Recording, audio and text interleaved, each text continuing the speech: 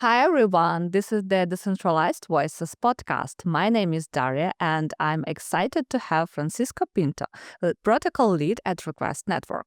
In this episode, we'll discuss the DeFi trends and challenges, non-technical skills in protocol development, and is there anything Web3 folks could learn from the wine business. Stay with us for the whole conversation. Follow Decentralized Voices on YouTube, Apple Podcast, and Spotify.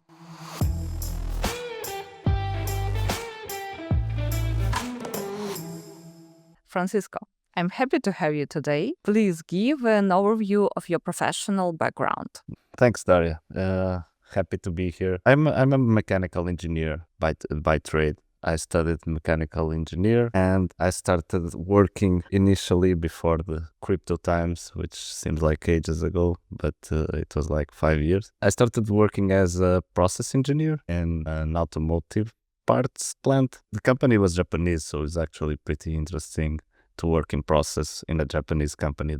They were the creators of Lean and Kaizen, those methodologies. It was pretty cool. Then I moved into a more product role inside the same company. I was developing different products for big brands like BMW, Ford, Nissan. It was definitely something exciting to be working on early on in your career. But then the crypto rabbit hole got me. Right? I had this friend who was in Bitcoin since like 2014 or something. He was like this very early adopter and believer. And I started working with him in a small side project, and that ended up moving into a full-time startup. So I stopped my previous job as product engineer, and I started developing a startup in the crypto realm. The startup was pretty interesting. It was like this ability to put your money where your mouth is. So you were able to, when you saw something on social media or on the internet that you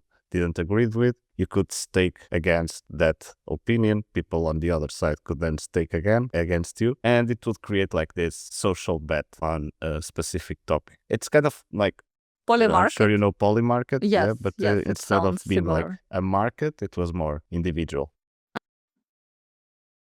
The company went well. Like I went through all the steps of building a startup, fundraising, MVPs, creation, and all that. We did an initial round. Everything was going decently well, but then crypto happened, crypto markets, and the Terra Luna problem. Yeah, Crashed 2022. everything.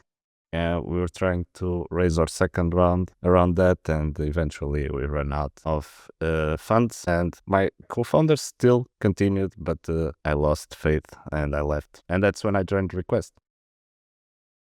Yeah, thank you. Yeah, it's kind of a big spin to get to here. But I joined Request around 2 years and something ago. When I joined, we were about 3 people. It was like a fresh start for the protocol. Request Network have divided from Request Finance very recently. For those of you who don't know, Request Network is now like this protocol acting like as the backend of Request Finance, which is more like a product, and it's a bigger team. So we are now the foundation part. We had 3 people when I joined, clean sheet. We started developing the strategy almost from scratch, and we started trying to make the protocol grow on itself. It's going well. We've been growing a lot. We recently reached 1 billion in volume, transaction volume, and we are currently doing like 25 million a month. We are onboarding a lot of new projects, and the team grew from 3 people back then to 9 now. Yeah, thank you. Thanks for the overview. And it's really interesting your automotive background because it's pretty unique and not many people involved in development and building such automotive brands. And it's really exciting. Thank you. So can you share, like you as a protocol lead, what do you do? Like how does your daily job look like? Yeah, thanks for the automotive part and like the big company part. It gave me some skills around structuring and knowing how to work in a big company with a lot of rules and all that. And a startup mentality or a startup life day to day is very different from that. You move from a company where everything has a lot of processes, so you don't really need to make a lot of decisions because there is a process that tells you what to do. And when you start trying to create your own company or start working at a small company like I did at the beginning of Request, it's completely different. Like build everything from scratch, design everything, and make decisions every 5 minutes. I think that a day-to-day, more recently, for me as a protocol lead at Request, I don't think I have like a typical day. There are some things that I do every day, but big part of it keeps changing depending on priorities, problems that appear, and I can do a little bit of everything. If sales are tight, I can go there and have demo calls with people, or I can try help define parts of the product when necessary. It depends really on the needs. But something that I always do, there are 3 things on my day that I normally, those are pretty standard. So at the beginning of the day, I always take a look at news and try to see if there are any changes in the market. So worldwide news, a little bit of financial ones and crypto ones. So especially on like right now, there's a lot of changes in regulation, and that's gonna affect stable coins, in which we are very invested in Request. I think you saw this week there was the Clarity Act and the Genius Act passed in the US. And it's creating all this big opportunities. Big companies are taking a look into it. You see the institutional adoption growing because of it, and part of my job is to adapt our strategy to these changes. Then on the day, I always have a growth meeting with the marketing, BD, and community where we share like what's going on, if there's anything kind of blocking the planned strategy, and if there's any removers that they need help with, and I'll try to tackle that. Then I also meet a similar meeting with the technical team, development team on the afternoon. So I could say that like my day is a bit divided, like supporting growth in the morning, supporting development on the afternoon. Yeah, thank you. Thank you. Yeah, because I was interested if you have like more tech responsibilities or more like managers responsibilities, because protocol lead it depends, and my listeners are interested in different professions, different roles. So that's pretty interesting, and this combination of tech and management skills. I'm sure there are protocol leads that are more technical than I am. I do a lot of manager functions, then strategical into product kind of functions. I don't code or I don't review code, but it's more protocol lead as I'm leading the protocol, not really architecture kind of stuff. We have great technical developers for that. Yeah, thank you for explanation.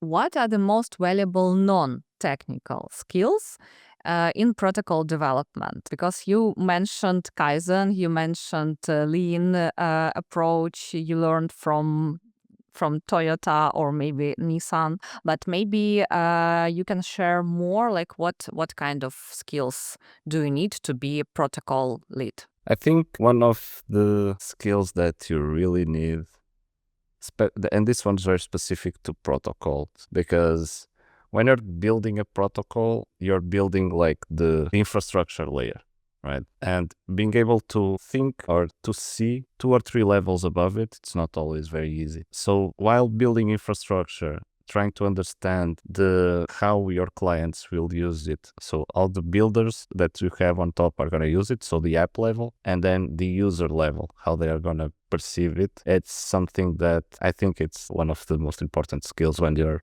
building so low level. So trying to understand how the apps are going to connect to that, and how the apps can provide a better experience to their users using your infrastructure. So the ability to see 2 or 3 levels above, I think it's one of the most important skills. Then of course, like what I've learned in process and product from the automotive industry, which is like super traditional and super well developed. They have like standards for everything, rules for everything. It is interesting, like the ability of not focus, like in lean thinking, like the ability of like not try to remove blockers, always do one thing at a time, make sure that ends before you bring something on, to remove any kind of potential paralysis with too much stuff happening. That's like interesting for managing operations also, and that's more of a general skill. It doesn't really apply only to protocols but to every company. Yeah, thank you. And I know that you live in Portugal and you built your wine business also with your brother. So, can you share a bit more about your winemaking journey? Sure. Calling it a wine business is already a bit um Too much? a bit too much, I would say, because it's really starting out.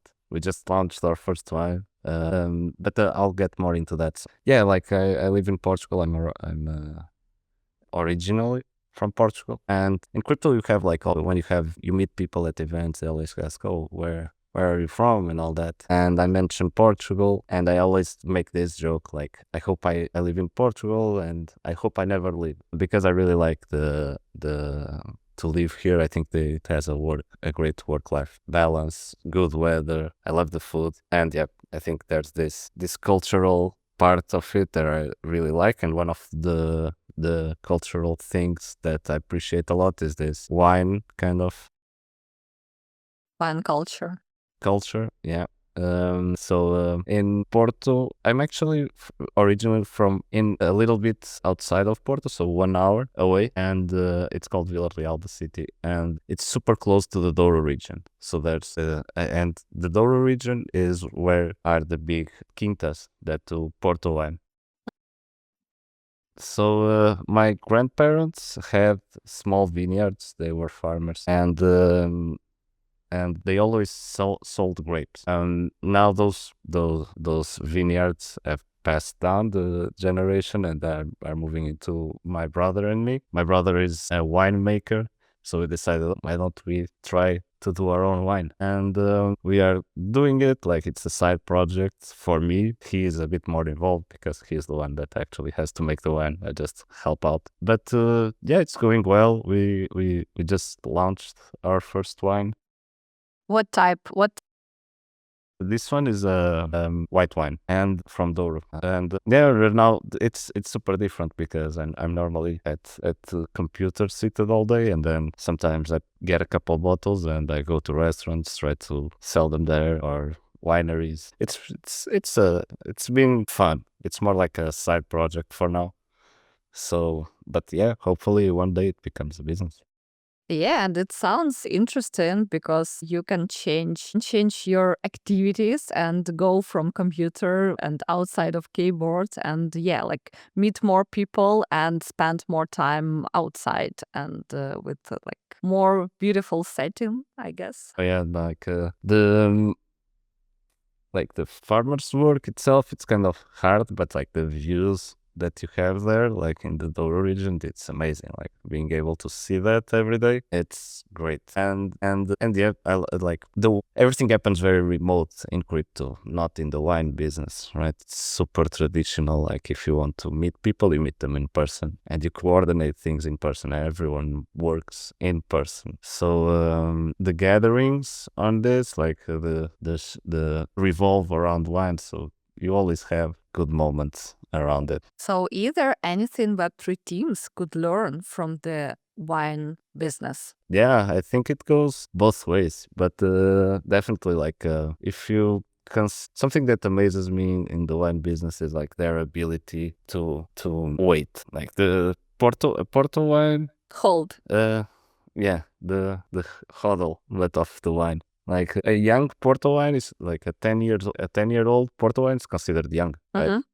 And if you look at crypto, there is like a handful of companies that are more than 10 years old. I don't even know if there's that much. Like Request, we've been around since 2017. We are considered like this OG project from the ICO, and we are only 7 years old. Yeah. Whenever I visit these sellers and I see that the owner's great parents made wine 50 years ago, so they have 50-year-old port wine, it's impressive. Like the craftsmanship and all the dedication to the holding that for 50 years, it's pretty impressive. In crypto, on the other hand, if something's more than 3 months old, there's already a new phase. Yeah. So yeah, I think that's one of the things that impresses me the most on the wine making business, that maybe crypto could learn something with. Okay, so what things from Web3 can be implemented in wine business? Actually, like now I'm working on Web3, and now I have the side project, the winemaking, and of course I try to make the connection, right? In my head, there's always like ideas on how one thing can be connected to the other. And I have a couple. One of the big problems of winemaking is the lack of transparency that happens between the farmers and the brands themselves. So how it works here in Portugal is that you have the Douro region, which is the only place where you can do port wine.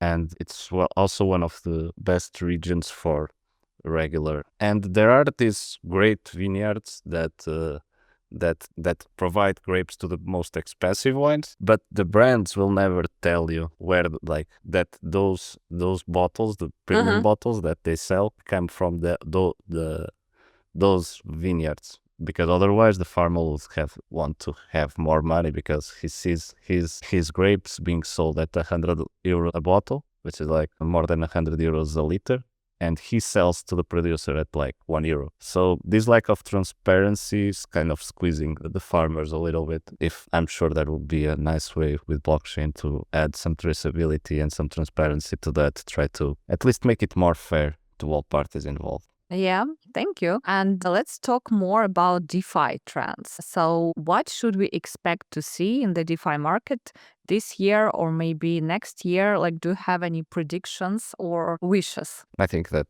if things keep going as they are going this week, everyone's going to be very happy, right? Markets are green, everything's going up, new all-time high for Bitcoin, favorable legislation being approved. I can give some predictions more on the payments kind of side and more in the general side, not so much in prices and all, because that's very outside of I mean trends in general, like the market trends, not about prices, because they're Okay. super. Yeah. So I'm super excited about the next couple of years. I think that crypto is maturing now, and one of the things that excite me the most is that now it's coming to a time where you can actually abstract all the complexity of crypto while still keeping some of its values, like the self-custody and everything, at least the optional self-custody. So if people want to remove their assets to a self-custodial wallet, they still can, without destroying the user experience at the app level. So you start seeing like applications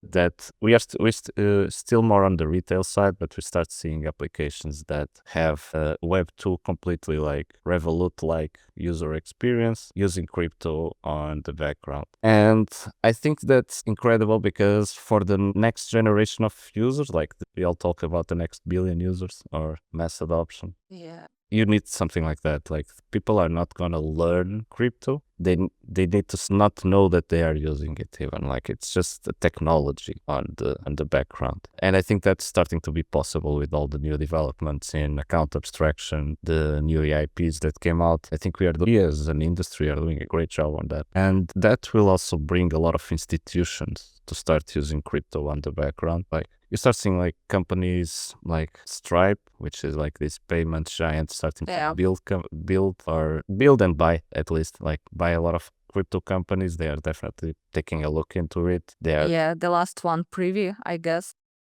Yeah, they launched a few features by acquiring Bridge. Now they acquired Privy, so they're probably looking into a way to create accounts or smart accounts and Stripe to make the usability of stablecoins very seamless, which seems like a great idea. You start seeing like JP Morgan saying they are going to use stablecoins, Walmart, Amazon, all that. Yeah, Revolut's already in for a while. So I think the adoption on stablecoins is going to like grow exponentially in the next couple of years. So yeah, like the advantages of user experience that you have now combined with favorable regulation, I think that's gonna, and the advantages of crypto payments, are gonna make all that space explode in the next 3 years. Yeah, thanks. I agree with you. Recently, I had an interview with the CEO of Eco. They built stablecoins infrastructure. Yeah, and he mentioned that like the biggest problem was UX, and now everyone tries to overcome it and to make it more seamless and more easy to use to like any user, like your mom, your grandma, like your neighbor. And the stable coins are the easiest way to start your journey in crypto. Yeah, I agree. And like the ability of like being able to like create an account using your email, people being able to top up their account with a card or a bank transfer, being able to stake in Aave, but people don't even know if it's Aave or what it is, or Morpho or whatever, being able to stake and earn yield easily and move back from the app to your card, like all without signing a transaction. It's pretty impressive, while keeping like the ability to remove the funds into your own custody. I think that's something that some people will forget, but I think that I like to think that the option of self-custody, it's what makes us a bit different from the traditional rails. From centralized solutions. Yes. Yeah, thank you. And if you could fix one thing in DeFi or Web3 in general, what would it be? I'm very optimist. Like, I think that most problems are solved or are being very well addressed. Something that I see as problematic. So keeping up from my previous answer, I do concern myself that I go to a lot of events and talk with a lot of people. The amount of people that don't care at all by like any of the underlying principles of Web3. So like it's growing a lot. And I think that at least keeping the option possible for self-custody, at least, I think that's like something. It worries me that we are just gonna use crypto without providing any value, or no, the value can be there, but without keeping any of the decentralization or immutability, self-custody principles. Yeah, I think Web3 has two different worlds, the world of builders and like cypherpunk people and those believers, or at least those who understand that values, and like traders, gamblers, and people who just, I don't know, try to check the prices and bet and gamble on that. And there are two different worlds. And actually, I don't know how to connect them and if we need to connect them. I think it's fine. Like, we can have both worlds. Like, there's people that come here for gambling and speculation and all that, and crypto's great for that, by the way. You can It was one of the main